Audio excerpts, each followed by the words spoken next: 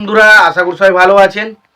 তো বন্ধুরা এখন যে ছবিটার বিষয়ে আমি কথা বলবো সেটা মিঠুন চক্রবর্তী, শশী কাপুর, মিঠুন চক্রবর্তী এবং পুনম ঢিলন অভিনীত ছবি, যেটার নাম হচ্ছে বেপানাহ।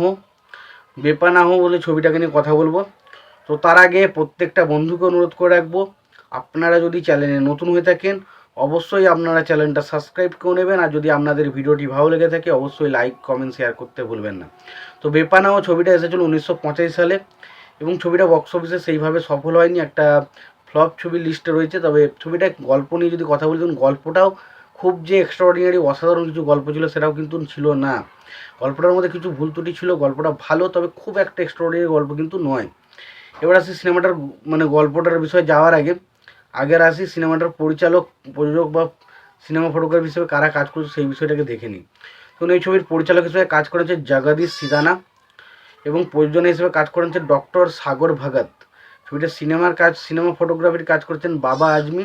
ছবিটার রান টাইম ছিল প্রায় 130 মিনিটের মতো। ছবিটাতে অভিনয় করেছেন শশী কাপুর, মিঠুন চক্রবর্তী, পুনম ঢিলন, রতি অগ্নিহোত্রী, সুরেশ ওবেরয়, তারপর কাদের খান, শরৎ সাক্সেনা সহ আরও অনেকে।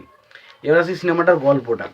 তো এখানে দেখা যাচ্ছে মিঠুন চক্রবর্তীর ক্যারেক্টারটা সে খুব একটা সাধারণ ছেলে, একটা গ্রামে থাকে, বাট সে যখন শহরে আসে সে বিভিন্ন রকম 2 নম্বরই কাজকর্মের সাথে যুক্ত হয়ে পড়ে এবং সে একটা অন্য জায়গার অন্য ইয়েতে চলে আসে এবং সেখানে হঠাৎ করে সে ওই পুনম ঢিলন বলে যে ক্যারেক্টারটা, তার সাথে তার দেখা হয় এবং তাকে দেখে মিঠুন চক্রবর্তীর ক্যারেক্টারটা ভালো লেগে যায় এবং সে তাকে ভালোবাসতে শুরু করে। বাট আমরা যেটা দেখতে পাই যে পুনম ঢিলনের যে ক্যারেক্টারটা, সে কিন্তু কখনোই কিন্তু মিঠুন চক্রবর্তীর ক্যারেক্টারটাকে ভালোবাসে না, সে ভালোবাসে শশী কাপুরের ক্যারেক্টারটা। এবং প্রথম থেকে শুরুতেই আমরা যেটা দেখি শশী কাপুরের সাথে তার একটা সম্পর্ক রয়েছে এবং একটা টাইমের পর আমরা দেখি তারা একসঙ্গে একসঙ্গে মানে কি মানে ইন্টিমেট করছে এক জায়গায়।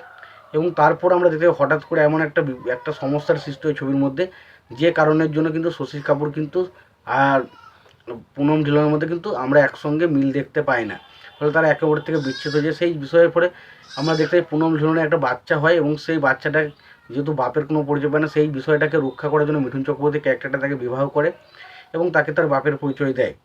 এবং পরবর্তী সময় আমরা দেখতে পাই যে আর কি শশী কাপুরের ক্যারেক্টার তারও বিবাহ হয়ে গেছে এবং মিঠুন চক্রবর্তীর ক্যারেক্টারটা সে একজন ভিলেন, গুন্ডার ক্যারেক্টার, সে কীভাবে তার স্ত্রীকে রক্ষা করবে এবং শশী কাপুর যখন জানতে পারবে যে সেটা তার ছেলে তখন কী পরিস্থিতি হয়। এবং শেষ পর্যন্ত সে শশী কাপুরের কাজ হচ্ছে মিঠুন চক্রবর্তীর ক্যারেক্টারটা, অর্থাৎ যে যারা সন্ত্রাসী করছে তাদের বিরুদ্ধে রুখে দাঁড়ানো, অর্থাৎ সেই মিঠুন চক্রবর্তীর ক্যারেক্টারকে কীভাবে রুখে দাঁড়ায় বা মিঠুন চক্রবর্তীর ক্যারেক্টারকে আদৌ কি সে ধরতে পারবে, সেই সমস্ত বিষয় নিয়ে হচ্ছে সিনেমা, যেটার নাম হচ্ছে বেপানাহ। তো দেখুন সিনেমাটার মধ্যে স্টোরি লাইনে মোটামুটি দম ছিল, তবে সিনেমার সবথেকে প্রথম বাজে দিক হচ্ছে সিনেমার স্ক্রিন প্লে। এই সিনেমার স্ক্রিন প্লে অতীব জঘন্য, আমার কিন্তু একদমই পোষায়নি। শশী কাপুর এবং মিঠুন চক্রবর্তীর মতো দুর্দান্ত দুজন অভিনেতা রয়েছে, বাট তবু কিন্তু স্ক্রিন প্লে একদমই জমাতে পারে না।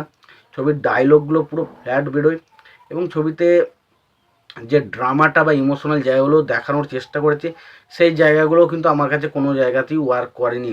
তো ওভারঅল আমি এটুকু বলতে পারি সিনেমাটার গানগুলো আমার কাছে ওয়ার্ক করেনি। তো ওভারঅল আমার কাছে সিনেমাটা একদমই জমেনি। আমি জানি না কার কেমন লাগে, বাট আমার কিন্তু সিনেমাটা ভালো লাগেনি। তোমাদের কেমন লেগেছে সিনেমাটা জানাবেন। ভিডিওটি ভালো লেগে থাকলে লাইক কমেন্ট শেয়ার করে দেবেন। চ্যানেলটা নতুন হয়ে থাকলে অবশ্যই আপনারা চ্যানেলটা সাবস্ক্রাইব করে নিয়ে পাশে বেল আইকনটা অবশ্যই প্রেস করে দেবেন। ভালো থাকবেন, সুস্থ থাকবেন, দেখা হচ্ছে পরের ভিডিওতে।